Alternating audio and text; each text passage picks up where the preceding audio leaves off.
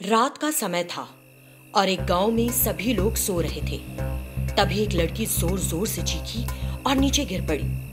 ये सुनकर जो ग्रामीण जाग गए वे चिंतित हो गए कि क्या हुआ और अपने घरों से बाहर आ गए। उन्होंने उस लड़की को देखा जो गिर गई थी। हर कोई उसे अजीब तरह से देखने लगा। ये लड़की कौन है? ये इतनी रात में यहाँ क्यों आई? क्या हुआ? लगता है बेहोश हो गई। लेकिन तभी वो लड़की एक शैतान में बदल गई। क्या तुम सब हैरान हो? अब जो होगा तुम्हारे होश उड़ा देगा। ये कहते हुए उसने खड़े लोगों में से एक आदमी को ऊपर उठा लिया। मुझे बचाओ, मुझे बचा लो, मदद करो मेरी। शैतान उस आदमी को वहां से दूर ले गई। अचानक ये सब होते देख ग्रामीण डर गए और अपने अपने घरों में भागे। अगले दिन वे रात में हुई घटना के बारे में बात करने लगे। इस तरह वो शैतान रोज रात में उस गांव में आने लगी और किसी एक को उठाकर ले जाने लगी। बचाओ! इससे ग्रामीण डर गए थे। उन्होंने रात में सावधानी से अपने घरों के अंदर रहना ही बेहतर समझा। फिर एक अमावस्या की रात वो शैतान उस गांव में आई और चिल्लाने लगी, अरे कोई है, मुझे बचाओ, मुझे बचाओ। ऐसे चीखते हुए शैतान ने एक घर के पास दरवाजा खटखटाया। हे भगवान, ऐसा लग रहा है कि शैतान किसी महिला का पीछा कर रही है। सुनो, जल्दी से जरा जाकर दरवाजा खोलो। वो तुरंत गया और उसने दरवाजा खोल दिया। सामने शैतान थी। उसे देखकर उस शैतान ने उस आदमी की गर्दन पकड़ी और उसे उठा लिया। ये देखकर उसकी पत्नी घबरा गई और अपने पति के पैर पकड़ लिए। शैतान दोनों को उठाकर वहां से ले गई, जिसे देखकर माँ, बाबा, माँ, बाबा, इतना कहते हुए उनका बच्चा उस दिशा में भागा जिस तरफ शैतान जा रही थी। वो शैतान उन्हें एक गुफा में ले गई। उन दोनों ने पूछा, तुम सबको यहाँ क्यों ला रही हो? तुम क्या चाहती हो? क्या तुम नहीं समझते कि शैतान क्या चाहती है? मुझे तुम्हारा खून और मांस चाहिए। मैंने तो एक ही को लाने की सोची थी, लेकिन दोनों आ गए। कोई बात नहीं, आज तो मैं खाऊंगी, कल उसे, हो तो दोनों ही मेरे शिकार। तभी विश्वा वहां आ गया और बोला, मैं ऐसा नहीं होने दूंगा। मैं तुमको नष्ट कर दूंगा। मेरे माता पिता को तुरंत छोड़ दो। उसे देखकर छोटा बच्चा। शैतान उसकी ओर बढ़ी। ये देखकर विश्वा के पिता ने अपने जेब से लाइटर निकाला और उसके बालों में आग लगा दी। नहीं, लगाई क्यों ये आग? ये क्या किया? इस तरह वो शैतान जोर से चीखी और गायब हो गई।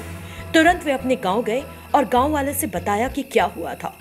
उनकी बात सुनकर सभी ग्रामीणों को लगा कि उन्हें शैतान से छुटकारा मिल गया। प्रदीप नाम के एक आदमी के पास एक गाय और उसका बछड़ा हुआ करते थे। वो अपनी गाय का दूध बेचकर अपने परिवार का पालन पोषण करता था। उस गांव की सीमा पर एक प्रेतात्मा रहती थी। एक दिन प्रेतात्मा ने सोचा, बहुत दिनों से कुछ भी नहीं गया है पेट में। यहाँ रहने से खाना मिलना मुश्किल लग रहा है, तो क्यों ना गांव जाकर देखूं, शायद कुछ मिल जाए। और वो प्रेतात्मा उस रात प्रदीप के गांव चली गई। खाने की तलाश में प्रेतात्मा को प्रदीप की गाय दिखी। वो तुरंत उसके पास गई। माँ, बहुत भूख लग रही है। मुझे खाना खाए 3 दिन हो गए। क्या तुम मुझे अपना दूध पीने दोगी?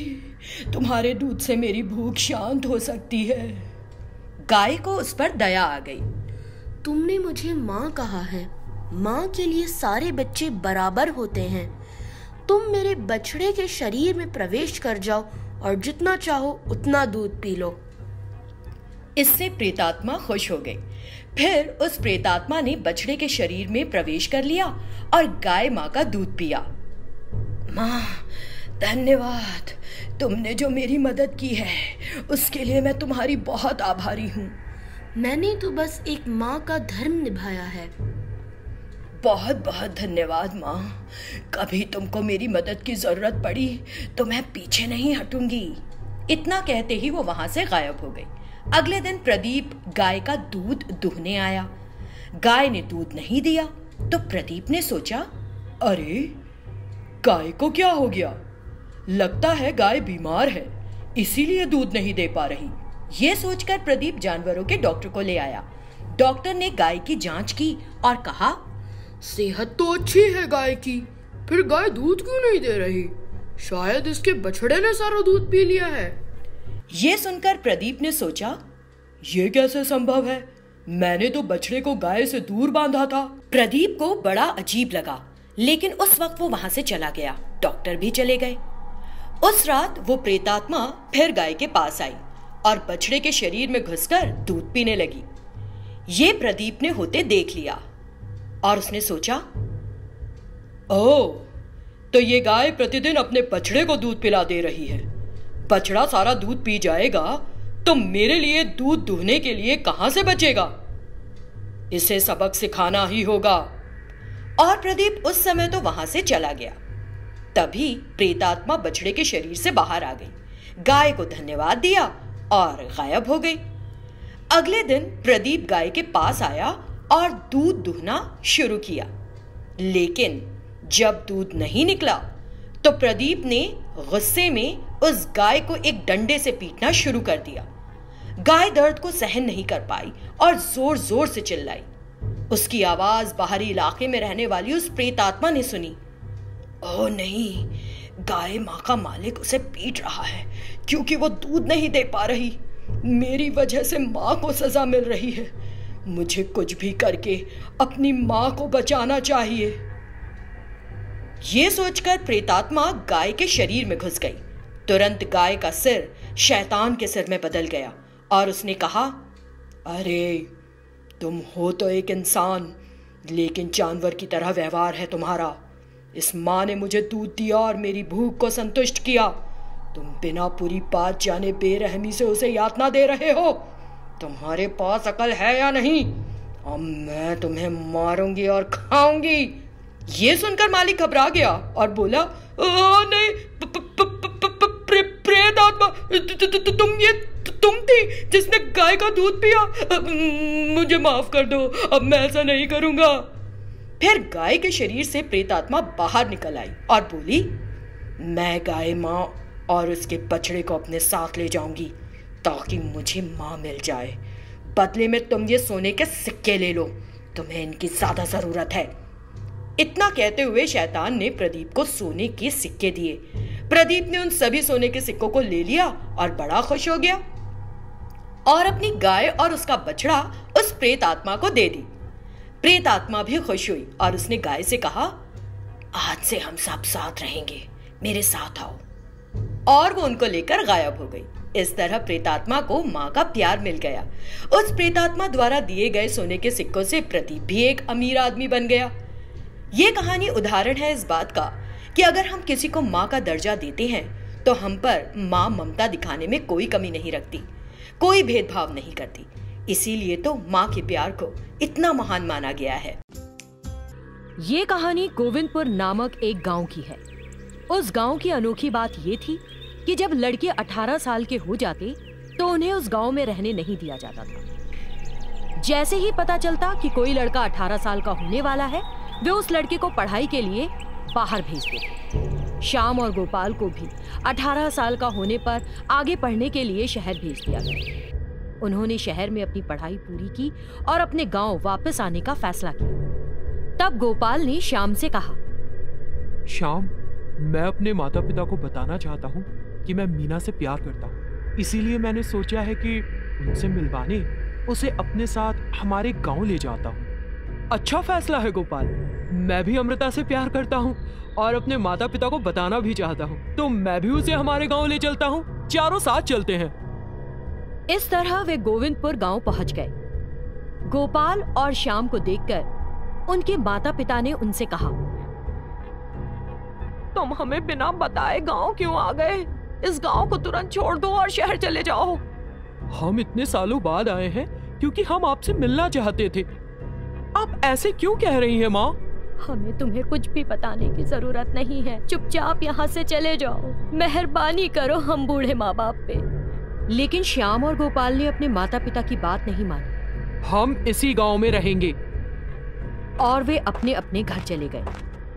जब सब लोग उस रात को सो रहे थे, गोपाल अचानक जाग गया और जोर से चिल्लाता हुआ उस गांव के बाहरी इलाके की पहाड़ी की ओर भागा। उसका चिल्लाना सुनकर कुछ लोगों ने उसे पकड़ने की कोशिश की। पहाड़ी की चोटी पर पहुंचकर वो वहां से कूद गया।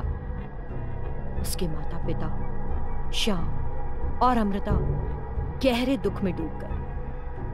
गोपाल की प्रेमिका मीना ने अमृता से कहा, मैं गोपाल से कितना प्यार करती थी, मुझे समझ नहीं आता कि गोपाल ने ऐसे क्यों किया। अब मेरा यहाँ रहने का क्या फायदा है। और वो वहां से चली गई। तब अमृता ने मन में सोचा, श्याम और गोपाल के माता पिता ने हमारे यहाँ आते ही हमसे गांव छोड़ने के लिए कहा था। मुझे पता करना चाहिए कि उन्होंने आखिर ऐसा क्यों कहा था। ये सोचकर वो गोपाल के माता पिता के पास गई। गोपाल के पिता ने अमृता को बताया, कुछ साल पहले हमारे गांव में सरला नाम की एक लड़की रहा करती थी।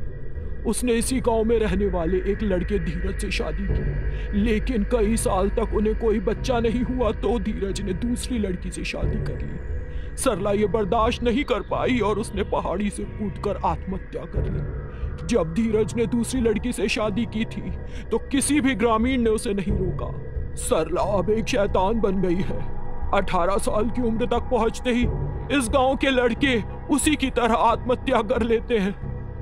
ये सुनकर अमृता बहुत घबरा गई कि शैतान का श्राप श्याम को भी जिंदा नहीं छोड़ेगा। उसने कुछ करने और श्याम को बचाने की सोची। वो रात को ये सोचकर उस पहाड़ी पर गई कि श्याम वहां आएगा। जब सब सो रहे थे, श्याम जोर से चीखने लगा और उस पहाड़ी की ओर भागा। उसे रोकने के लिए कुछ लोग उसके पीछे दौड़े। अमृता ने श्याम को कसकर पकड़ लिया और उसे आत्महत्या करने से रोक लिया। जब वो नहीं मरा तो शैतान गुस्से में सामने आ गया। उसे छोड़ दे, उसे मरना होगा, छोड़ उसे। तुम उसे क्यों मारना चाहती हो? उसने तुम्हारा क्या बुरा किया है? वो तुम्हारा पति था जिसने तुम्हारे साथ अन्याय किया था। इन गांव वालों ने नहीं, श्याम ने नहीं, इन ग्रामीणों को उसने जो किया उसके लिए दंडित करना सरासर गलत है। तुमने अब तक कई लोगों को मार डाला है और उनके माता पिता को दुखी किया है। प्लीज एक बार उनके बारे में भी तो सोचो। अमृता उस शैतान के सामने रो पड़ी। ये सुनकर शैतान भी रो पड़ी और बोली, हाँ ये सच है। मैं अपने साथ हुए गलत बर्ताव का गुस्सा मैंने इस गांव के लोगों पर निकाला है और कई लोगों को मार डाला है। तुमने आज मुझे मेरी गलती का एहसास कराया है। मैं अपने इस श्राप से इस गांव को मुक्त करती हूँ। तब से उन सभी ग्रामीणों ने चैन की सांस ली।